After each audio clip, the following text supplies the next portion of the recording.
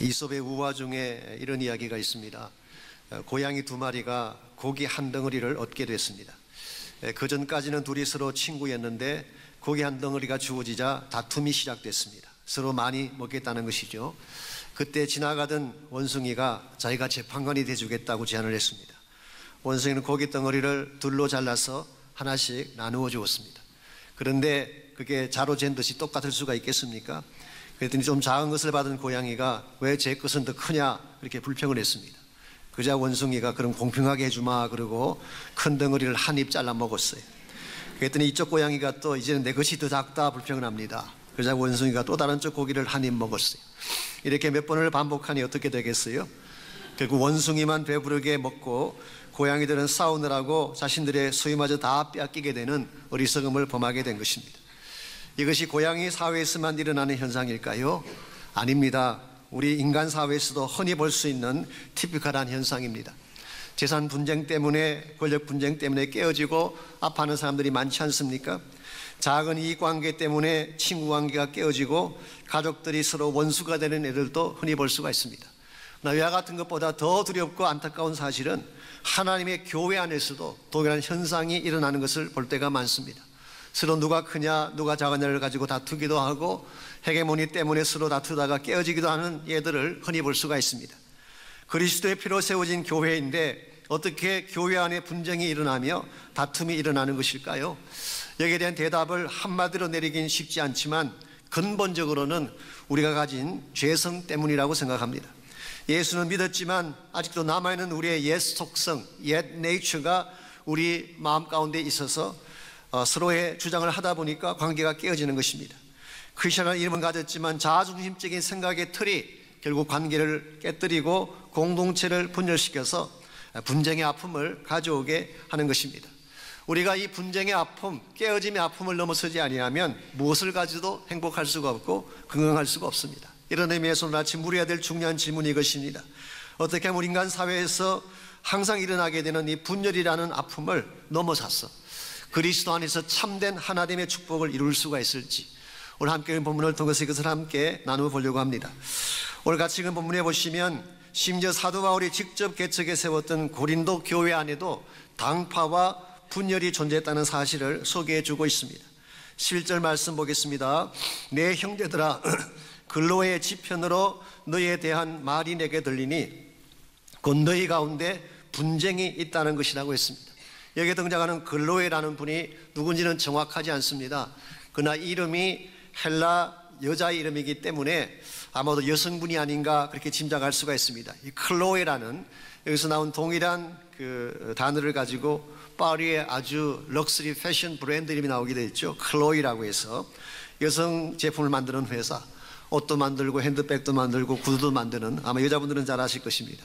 이 클로에, 이것은 프랑스식 이름이 아니라 사실은 헬라 이름입니다. 블루밍이라고 하는 꽃을 피운다, 번성한다는 뜻을 가지고 있습니다. 아마도 고린도 교회 안에 사도 바울이 사역하는 동안에 그 교회를 잘 섬겼던 영향력 있는 여자분이 아닌가 생각합니다. 그런데 바울이 고린도를 떠나서 에베소로 가 있는 동안에 아마 그 교회 안에 분쟁이 일어난 것입니다. 문제가 생긴 것입니다. 이 사실을 글로에 집안에 있는 사람들을 그 바울에게 보내서 그 소식을 알리게 되고 이것이 사실은 고린도 전서를 기록하게 된 동기 중에 하나였습니다. 12절 말씀 보시면은 그 분쟁이 어떤 것인지 구체적인 내용이 나열되어 있습니다. 12절 내가 이것을 말하거니와 너희가 각각 이르되 나는 바울에게, 나는 아볼로에게, 나는 게바에게, 나는 그리스도에게 속한 자라 한다는 것이라고 했어요. 여기 보면 4개의 당파가 소개되어 있습니다. 첫 번째가 바울파입니다. 확실치는 않지만 아마도 이것은 이방인들로 구성된 사람들이 아닐까. 젠타일 파리, 바울이 주로 이방인들을 상대로 복음을 많이 전했고 이방인들이 기뻐할 자유의 복음을 많이 선포했기 때문에 아마도 바울파에 속한 사람들은 이방인들일 확률이 많습니다. 어떤 분들은 교회 개척 목사님파, 소위 말하는 원로 목사님파가 아닌가 그렇게 해석하는 분도 있긴 합니다. 두 번째로 아볼로라는 사람은 사도 바울의 후임자입니다.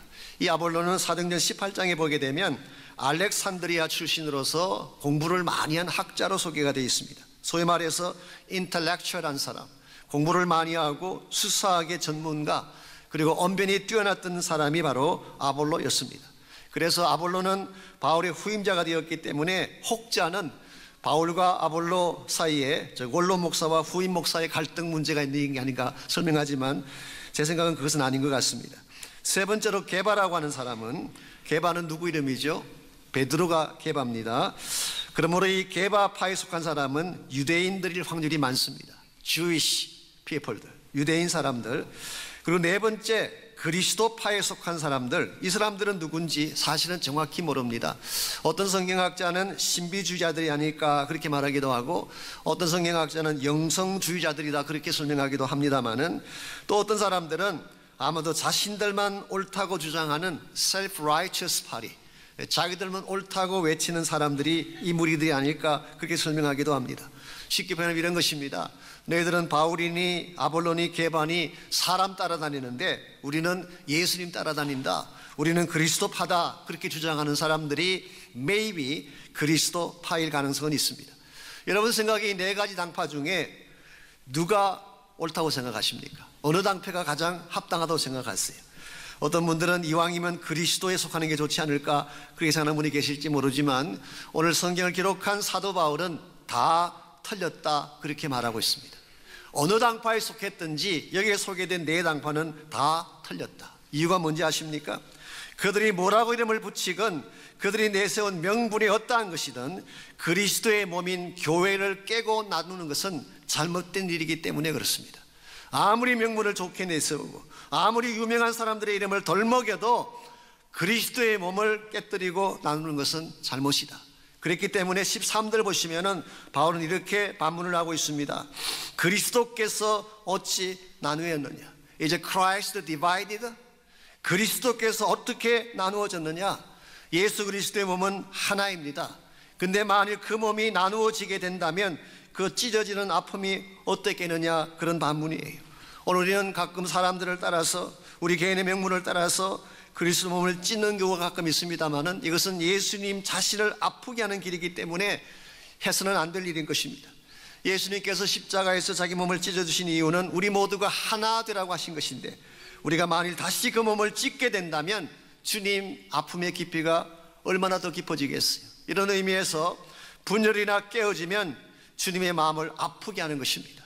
주님 마음은 아프게 하는 것이 아니라 결과적으로 우리의 삶도 아프게 하는 것이 분열의 이슈입니다. 오늘날 우리가 겪고 있는 여러 가지 많은 문제 가운데에 경제적인 어려움이나 환경적인 어려움은, 이와 같은 문제들은 힘은 들지만 우리를 아프게 하는 것은 아닐 수가 있어요. 그런데 사랑했던 사람과의 깨어짐, 함께 살아갔던 사람들과의 나누어짐, 이것이 가져오는 아픔은 무엇과 비교할 수 없는 더 깊은 아픔이 되는 것입니다. 이런 의미에서 우리의 가정이든 부부관계이든 심지어 교회 공동체에 대한 케이스는 이 깨어짐의 문제를 잘 다루어야 하고 이 문제를 넘어가야 하는 것입니다. 어떻게 하면 이 분열의 문제를 넘어가서 하나님이 기뻐하시는 참된 하나됨을 이룰 수 있을지, 오늘 본문에 보시면은 이 깨어짐에 대한 사도 바울의 세 가지 치유책이 오늘 본문에 소개가 되어 있습니다. 첫 번째로 하나됨을 이루려면 마음의 조율이 필요합니다. 이 조율이라는 말은 adjustment, 내 마음을 adjust하고 조율시켜서 함께 맞추는 것입니다. 10절 말씀 보십시오. 사도 바울이 우리에게 소개하는 이 나누어짐에 대한 첫 번째 치유책이 어떻게 소개되어 있는지, 10절, 형제들아 내가 우리 주 예수 그리스도의 이름으로 너희를 권하노니 모두가 같은 말을 하고 너희 가운데 분쟁이 없이 같은 마음과 같은 뜻으로 온전히 합하라고 했습니다. 여기서 바울은 세 가지를 주문하죠. 같은 말을 해라, speak the same thing, 같은 말을 해라, 같은 마음을 가져라, be of one mind, 생각을 같이 하고 마음을 일치시키라, 그런 뜻입니다. 같은 뜻을 가져라, 이 같은 뜻으로 번역한 이 헬라 말이 그노메란 단어, 사실은 판단이란 뜻입니다. 많은 영어 성경들이 judgment, the same judgment 혹은 the same decision 그렇게 번역한 이유가 이 말이 의미하는 바가 판단이란 뜻이기 때문에 그렇습니다. 같은 말을 하고 같은 마음을 가지고 같은 판단을 하는 것, 이게 쉬운 일일까요? 말은 쉽지만 실제로는 쉽지 않습니다. 유대인들이 하는 말 중에 유대인 3명이 모이면 4가지 의견이 나온다는 그런 말이 있어요. 세 사람이 각자 안에 놓는 의견 세 가지가 있고 거기에다가 세 개를 합쳐서 만드는 의견, 그래서 네 가지 의견이 나온다는 것입니다. 오늘 사람들의 마음은 이와 같이 다양하고 다를 수밖에 없어요. 관점이 다르고 가치관이 다르고 보는 눈이 다른데 어떻게 한 마음이 되고 한 뜻이 되고 같은 말을 할 수가 있겠어요? 얼핏 보게 되면 이상적으로 보이긴 하지만 실제로는 이룰 수 없는 그런 분부처럼 느껴질지 모르지만 오늘 본문의 마지막 단어가 여기에 대한 해답을 제시하고 있습니다. 온전히 합하라, 이 말 속에 사도 바울이 정말 하고 싶은 말이 담겨져 있습니다. 이 말은 카타르티조라고 하는 헬라말 한 단어예요. 카타르티조. 이것은 여러 가지로 번역할 수가 있지만 많은 영어 성경들이 fit together 그렇게 번역했어요. 원래 기능을 다할 수 있도록 서로 조화시키고 조율해서 맞추어라. 깨어지고 나누어진 많은 조각들이 있는데 그것을 fit together, 다 합쳐서 조율해서 하나를 만들어라, 이제 그런 의미로 해석을 했어요.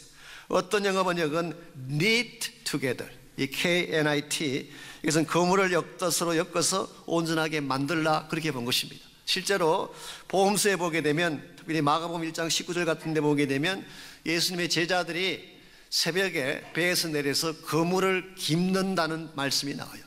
그때 거물을 깁는다, 그 단어가 오늘 본문에 사용된 카타르티조라는 똑같은 단어가 사용됐어요. 그래서 mending the net, 이 그물이라고 하는 것이 바다에 던지다 보면 바위에 끓기기도 하고 해초에 걸려서 그물이 찢어지거나 상할 때가 있지 않습니까? 그런데 이 고기잡이를 다 마친 어부들이 새벽에 배에서 내려서 그 찢어지고 엉켜있는 그물을 다시 멘딩하는 것, 이것을 오늘 본문에 사용된 카타르티조 가지고 있는 의미입니다. 그러므로 우리의 마음 자체가 처음부터 하나 될 수 없어요. 다 깨어져 있고 나누어져 있고 그리고 서로 각자 나가는 그런 상태에 있지만 이와 같은 나의 마음을 fit together 하는 것입니다. 조율하고 다스려서 다른 사람들과 함께 갈 수 있도록 마음을 맞추어 주는 것, 이게 오늘 본문에서 바울이 강조하고 있는 말씀의 핵심입니다. 특별히 예수 그리스도 안에서 나의 뜻과 나의 주장을 다 내려놓고 주님이 기뻐하시는 한 방향으로 나가려고 할 때에, 그때 우리의 마음이 하나가 될 수 있고 함께 갈 수가 있는 것입니다. 사실 성숙이라고 하는 것이 다른 건 아닙니다. 나의 것을 내려놓는 것이 성숙이에요. 내가 하고 싶은 말 다 하고 내가 갖고 싶은 거 다 가지면서 성숙을 이야기할 수가 없어요. 그래서 성숙한 사람은 자신을 어자스트 할 수 있어요. 자신을 조율할 수 있고 다스릴 수 있는 사람. 근데 어린아이들은 이게 안 돼요. 아이들은 자기 원하는 것을 가져야지 싸움을 멈추는 것입니다. 언젠가 대학교 동창회에서 보내준 신문에 보니까 여자분들의 성숙함에 대한 재미있는 글이 실려 있었습니다. 어떤 부부가 케이크 한 개를 놓고 서로 먹겠다고 싸움을 했어요. 근데 둘 사이 해결이 안 돼서 판사에게 이 문제를 가져갔을 때 판사가 어떤 판결을 내릴까라고 하는 질문이었어요. 세 가지 가능성이 주어졌습니다. 첫 번째, 남자가 100% 잘못했다. 두 번째, 둘 다 반반이다. 50% 50%. 세 번째, 여자가 100% 잘못했다. 어느 게 답일까요? 그 글에 의하면 3번이 정답이래요. 여자가 100% 잘못했다. 왜냐하면 어른이 아이하고 싸운 케이스이기 때문에. 남자들은 원래 어린아이들이잖아요. 어린아이 같은 남자들을 성숙한 여자분들이 양보를 해야지 그 남자들하고 싸워서 되겠어요? 저는 저희 교회가 참 아름다운 이유 중에 하나가 여자분들이 참 성숙하세요. 저보다도 훨씬 여자분들이 더 성숙하고 잘 참아주시기 때문에 교회가 안정되게 진행되는 것 같습니다. 여러분, 내가 원하는 것을 다 하는 것은 성숙이 아니에요. 양보할 줄 알아야 돼요. 나의 것을 내려놓고 조율할 줄 아는 마음, 이게 바로 성숙인 것입니다. 여러분 인생 가운데도 관계성에 갈등이 생길 때가 있죠. 그때에 내가 나를 어자스트하는 것입니다. 뭐가 나고 삐뚤어진 나의 마음을 다 다듬어서 함께 갈 수 있도록 마음을 맞춰주는 거예요. 여러분께서 그와 같은 일을 하는 것이 너무 힘들고 어렵다면 성령님께 기도하시기 바랍니다. 성령이 나의 마음을 다스려 주시고 내 심령 안에 모나고 삐뚤어진 것들이 많은데 성령님 내 마음을 다시 어자스트 시켜 주십시오. 잘 조율시켜 주셔서 한 마음 되어 갈 수 있도록 은혜를 베풀어달라고 기도하시게 되면 여러분이 설사 의견이 달라도 같이 갈 수가 있고 다른 생각을 가지고 있어도 한 뜻을 이루어 갈 수가 있는 것입니다. 이와 같이 우리가 한 몸이 되려면, 하나가 되려면 1차적으로 마음을 조율시켜야 됩니다. 두 번째로 필요한 것이 자신을 비우는 것입니다. 자신을 비울 때에 하나가 될 수 있습니다. 13절 말씀 보시면은 사도 바울은 그리스도의 하나됨을 말씀하신 후에 이와 같은 말씀을 적고 있습니다. 바울이 너희를 위하여 십자가에 못 박혔으며 바울의 이름으로 너희가 침례를 받았느냐. 여기서 사도 바울은 우리 모두가 주목해야 될 본질을 언급하고 있습니다. 그 본질은 바로 예수 그리스도의 십자가입니다. 오늘 너희가 여기에 서게 된 근본 이유가 뭐냐? 너희들이 구원받고 하나님의 자녀가 된 근본 이유는 그 어떤 위대한 인간 때문이 아니라 예수 그리스도의 십자가 때문이다. 심지어 인간 바울이, 그 인간이 사도 바울 자신일지라도 바울이 너희들의 구원을 위해서 행하는 것은 아무것도 없다. 오직 예수 그리스도와 그의 십자가만이 본질이다. 사도 바울은 이 사실을 누구보다 깊이 인식했기 때문에 교회 안에 그가 남겼던 업적이 아무리 클지라도, 그가 남겼던 공로가 아무리 클지라도 그 모든 것들을 다 내려놓고 십자가에 주목하기를 주문하고 있습니다. 이게 바울의 위대한 점이에요. 그래서 14절부터 16절까지를 보게 되면 사도 바울이 본인이 행했던 침례받은 사람들의 숫자를 소개하고 있습니다. 먼저 14절 보시면은 나는 그리스도와 가이오 외에는 너희 중 아무에게도 내가 침례 베풀지 않은 것을 감사한다. 여기 두 사람이 나오죠. 그리스도라고 하는 사람은 사도행전 18장 8절에 보면 바울이 복음 전할 때, 고린도서 복음 전할 때 회당장이었습니다. 근데 예수님 영접하고 침례받았던 인물이죠. 두 번째로 등장하는 가이오라고 하는 사람은 로마서 16장 23절에 보면 사도 바울을 접대했던 인물. 지난번 로마서 공부할 때 말씀드렸지만 바울이 예루살렘 올라가기 직전에 AD 56년 57년을 보내는 그 3개월 동안 고린도에서 머물면서 기록한 편지가 로마서라고 말씀드렸습니다. 그때에 가이오라고 하는 사람이 고린도에 바울이 머물 때에 바울을 잘 섬겼던 사람이에요. 어쩌면 요한 3서에 나오는 가이오와 동일한 인물일 가능성이 많다고 합니다. 이 요한 3서에 보게 되면 가이오라는 사람이 나오는데 이 사람은 나그네를 대접하고 순회 선교사들을 잘 대접했던, 쉽게 표현하면 a man of hospitality, 이 박애심이 뛰어나고 많은 사람들에게 베풀기를 원했던 사람, 이 사람이 가이오였습니다. 이 두 사람 외에 다른 사람에게 침례 준 게 없다. 그리고 16절에서 딱 한 명을 더 언급하는데요, 이 사람은 스데바나 집사람.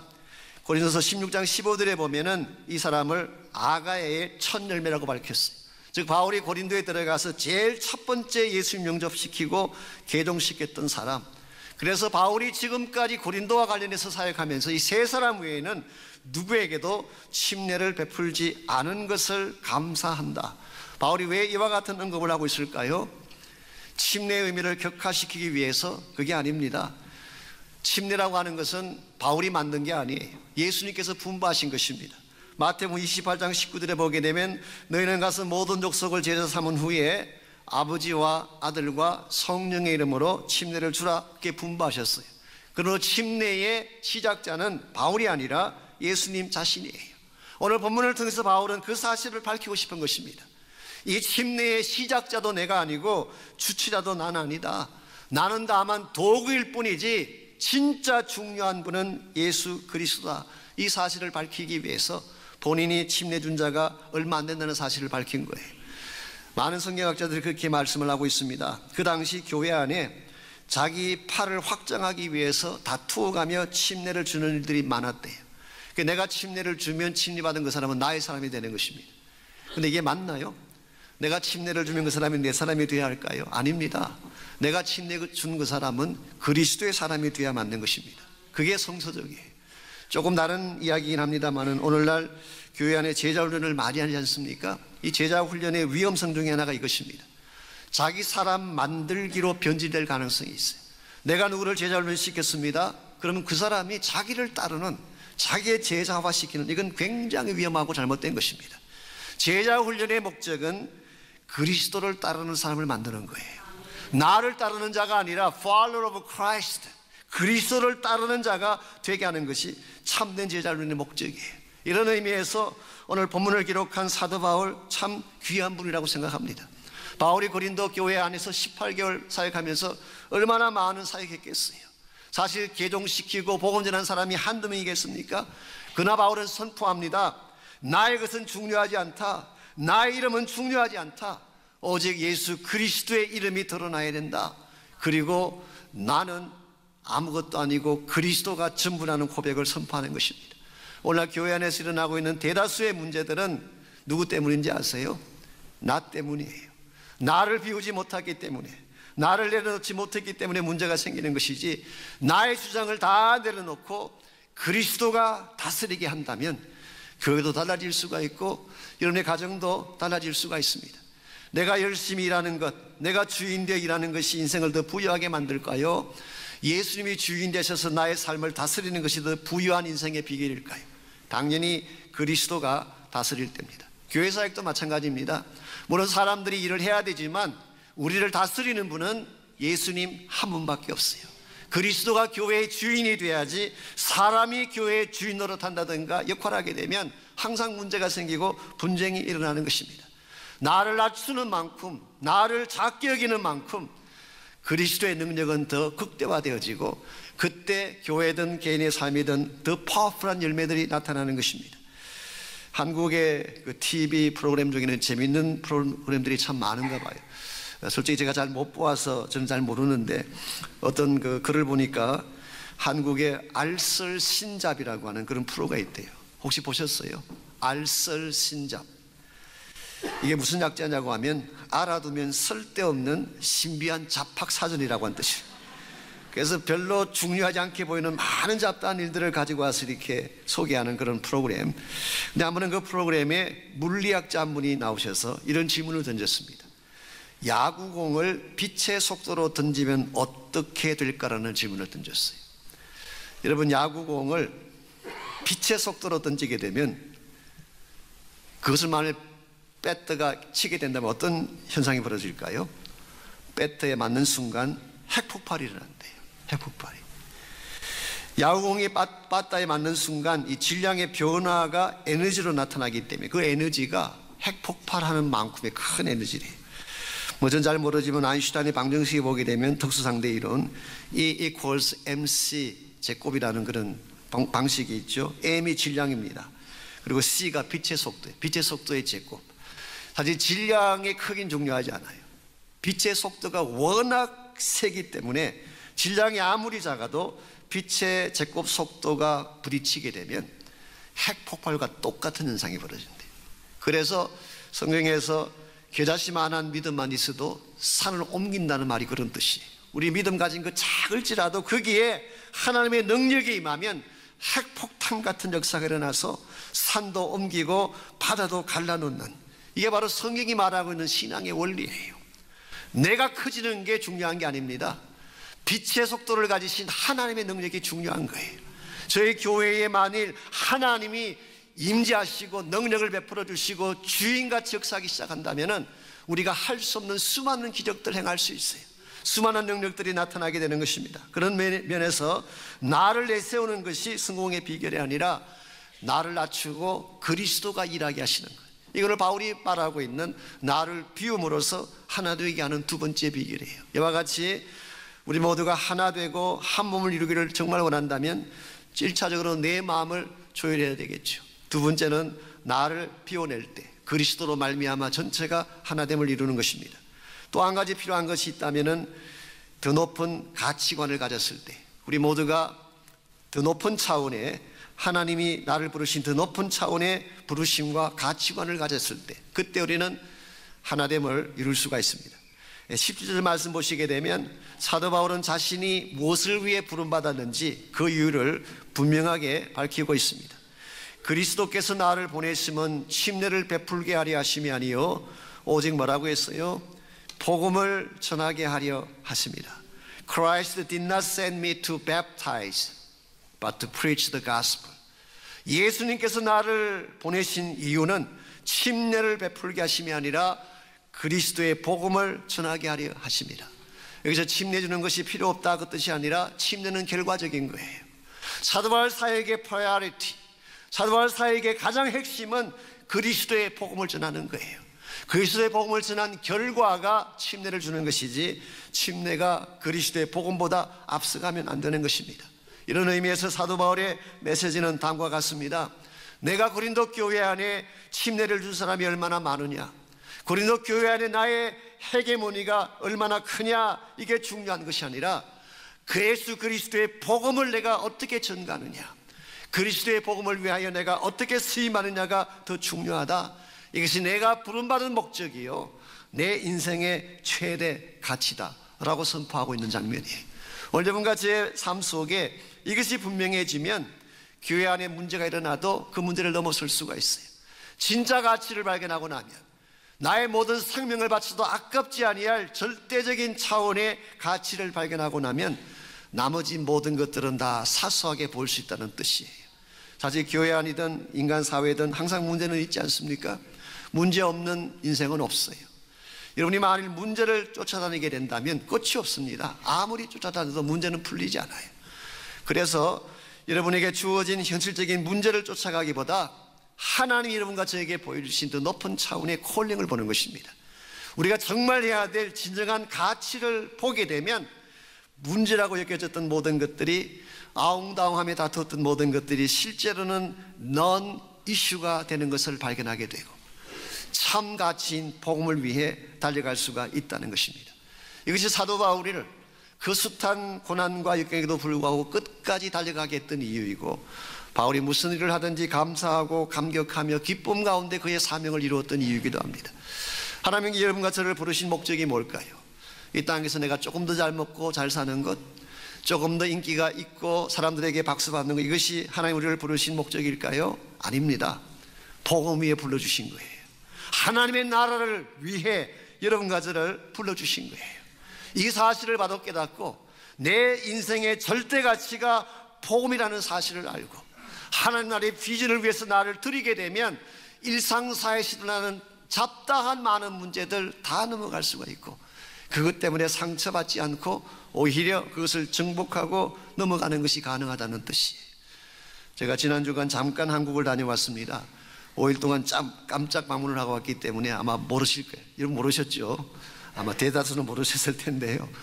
짧은 시간이지만 제가 글로벌 얼라이언스라고 하는 선교 대회에 참석을 하고 왔습니다. 한 3,500명 들어가는 큰 오디토리움인데 입추의 여지가 없도록, 그야말로 복도까지 사람들이 꽉 찰 정도로 많은 분들이 오셨어요. 그 중에 약 1,000명 정도가 외국에서 오신 목회자들 혹은 선교사님들이었는데요. 물론 저도 그 자리에서 말씀을 전할 기회를 가졌지만 이 각국에서 오신 사역자님들이 선교 보고 겸 간증을 하는데 정말 개인적으로 굉장한 도전이 됐습니다. 오늘 한국 교회가 침체됐다, 뭐 복음의 부흥기가 끝났다 그런 이야기를 하지만요, 한국 바깥으로 나가면 outside of Korea, 한국 바깥으로 나가게 되면 하나님께서 지금 엄청난 복음 일을 하고 계세요. 동남아시아 지역, 말레이시아니, 인도니, 중앙아시아, 카자흐스탄이니, 뭐 중동 지역, 이집트니, 터키니, 시리아니, 엄청난 부흥 역사들이 일어나고 있어요. 우리는 그 사실에 관심을 갖지 않기 때문에 작은 문제에 얽매여 살면서 누가 크냐 낮으냐 때문에 싸우고 다투는데요, 진짜 하나님이 하시는 일을 보고 나면 우리가 지금 하는 일이 얼마나 사소한 일인가를 알 수 있어요. 이번 그 집회에 이집트에서 오신 목사님, 에합 나가라는 목사님이 첫째 날 저녁 시간에 간증해 주셨는데 그분이 그렇게 말씀하셨어요.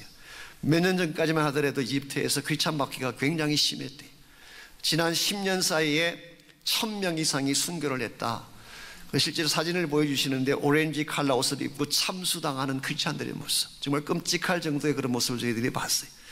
이와 같은 상황에도 불구하고 이분이 몇 년 전에 교회를 개척했습니다. 근데 교회를 개척했으면 교회당에 뭘 붙여야 될까요? 십자가를 달아야 되지 않겠습니까? 근데 십자가를 달려면 반드시 정부 당국의 허락을 받아야 돼요. 허락을 받으라, 그 말은 다른 말로 표현하면 실제는 안 된다 그런 뜻이에요. 그래서 이 에합 목사님은 정부 허락받지 않고 2개의 십자가를 달았습니다.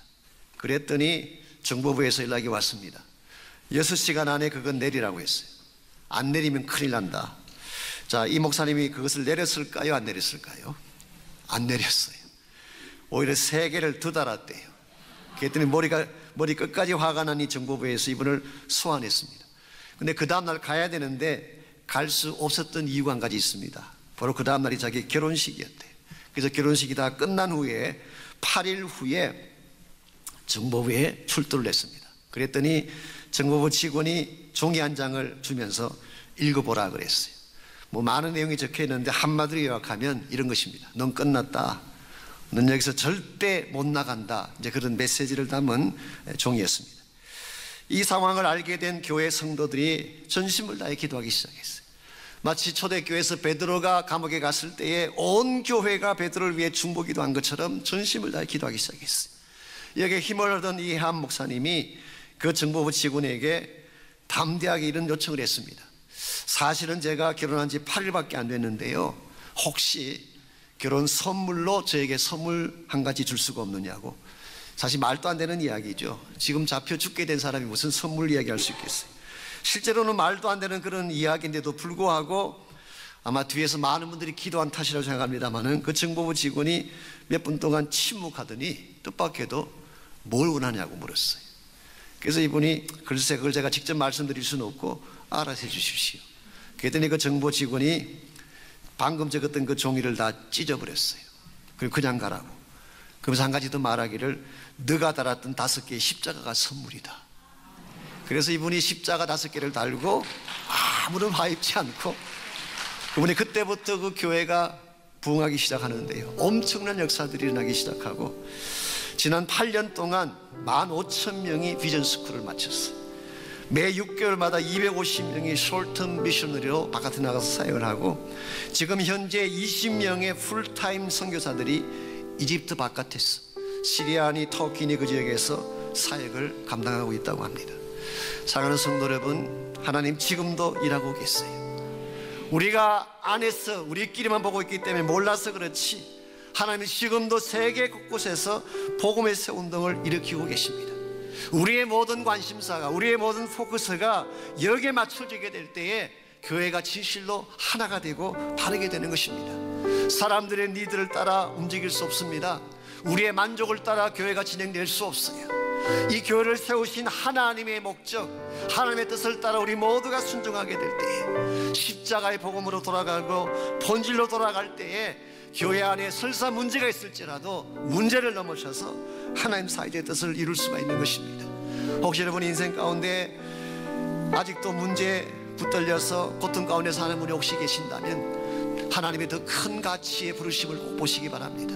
Higher calling, 위에서 부르신 복음을 향한 부르심을 바라보시고 그 부르심 앞에 순종해서 달려나가시기를 바랍니다. 그때에 내가 생각했던 문제라고 생각했던 모든 것들은 다 지나가게 되고 하나님의 영광된 열매만이 우리 인생 가운데 주어질 수가 있습니다. 이 시간 같이 한번 기도하면 좋겠는데요, 사실 지나고 나면 아무것도 아닐 이해관계에 여러분의 인생을 건다든가 그것 때문에 상처받을 이유가 전혀 없습니다. 이 땅에 있는 모든 것들은 다 지나가는 것입니다. 남을 것이 아무것도 없어요. 정말 영원한 것은 오직 한 가지 복음밖에 없는데, 이 복음에 나의 모든 것을 걸게 해달라고 기도하시고, 복음의 부르심을 향해 전심을 다해 나아갈 수 있도록 믿음 달라고 기도하시고, 나의 남은 생애가 사람들을 기쁘게 하는 생애가 아니라 오직 예수 그리스도를 기쁘게 하고 주님의 뜻을 감당해 드리는 데 쓰임받는 인생이 될 수 있도록 여러분 기도하시기를 바랍니다. 여러분 마음속에 아직도 여러분 자아로 가득 차 있다면, 나의 이기심과 나의 탐욕으로 가득 찬 마음이 혹시 있다면 성령님께 기도하시기 바랍니다. 모나고 삐뚤어진 나의 모든 마음을 다 다스려 주시고 그리스도의 마음으로 나의 심령을 채워주십시오. 사랑하게 하시고 용납하게 하시고 비우게 하시고 오직 그리스도 한 분만 자랑하게 하십시오. 이와 같은 고백으로 우리 함께 기도할 수 있기를 바랍니다.